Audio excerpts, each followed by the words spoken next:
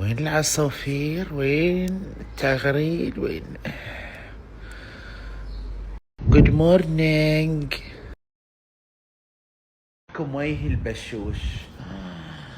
شنو يعني الصباح اليوم؟ قلت مصبحين في وجهي، يعني يومكم اليوم بيكون زفت. لا بيكون حلو. وين حلو.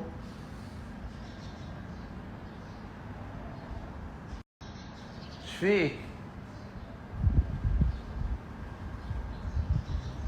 المهم، صباحكم الصباحي والورد والتفاحي وعيوني الحلوة سلابة لروحي.